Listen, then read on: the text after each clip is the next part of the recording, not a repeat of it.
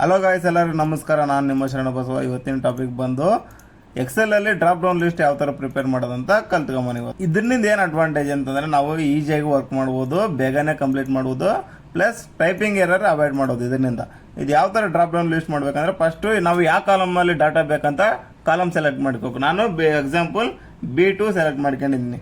ಇಲ್ಲಿ ಹೋಗಿ ಮೇಲೆ ಡಾಟಾದಲ್ಲಿ ಹೋಗ್ಬೇಕು. ಡಾಟಾದಲ್ಲಿ ಆದಮೇಲೆ ಡೇಟಾ ವ್ಯಾಲಿಡೇಷನ್ ಅಂತ ಇಲ್ಲಿದೆ. ಆಮೇಲೆ ಡೇಟಾ ವ್ಯಾಲಿಡೇಷನ್ ಸೆಲೆಕ್ಟ್ ಮಾಡಬೇಕು. ಆಮೇಲೆ ಇಲ್ಲಿ ಹೋಗಿ ಎನಿ ವ್ಯಾಲ್ಯೂ ಅಂತಿದೆ. ಎನಿ ವ್ಯಾಲ್ಯೂ ಹೋಗಿ ಲಿಸ್ಟ್ ಅಂತ ಸೆಲೆಕ್ಟ್ ಮಾಡಬೇಕು. ಲಿಸ್ಟ್ ಅಂತ ಸೆಲೆಕ್ಟ್ ಆದಮೇಲೆ ಇಲ್ಲಿ ಸೋರ್ಸ್ ಅಂತ ಇದೆಯಲ್ಲ, ಇಲ್ಲಿ ನಮಗೆ ಗೊತ್ತಿದ್ರೆ ನಮಗೆ ಡೈರೆಕ್ಟು ಕಾಲಮ್ ನೇಮೇ ಟೈಪ್ ಮಾಡ್ಬೋದು. ನಮಗೆ ಗೊತ್ತಿಲ್ವಾ, ಡೈರೆಕ್ಟ್ ಹೋಗಿ ನಾವು ಇನ್ನೂ ಈಜಿಯಾಗಿ ಅಂತಂದರೆ ನಮಗೆ ಯಾವ ಪೇಜಿನಲ್ಲಿ ಯಾವ ಕಾಲಮಲ್ಲಿ ಇದೆ ಹೋಗಿ ಈ ಥರ ಹೋಗಿ ಸೆಲೆಕ್ಟ್ ಮಾಡ್ಕೊಂಡು ಇಲ್ಲಿ ಓಕೆ ಕೊಟ್ಕೊಂಡು ಇಲ್ಲಿ ಓಕೆ ಕೊಟ್ಕೊಂಡ್ರೆ ನಮಗೆ ಡ್ರಾಪ್ ಡೌನ್ ಲಿಸ್ಟ್ ರೆಡಿ ಆಗುತ್ತೆ.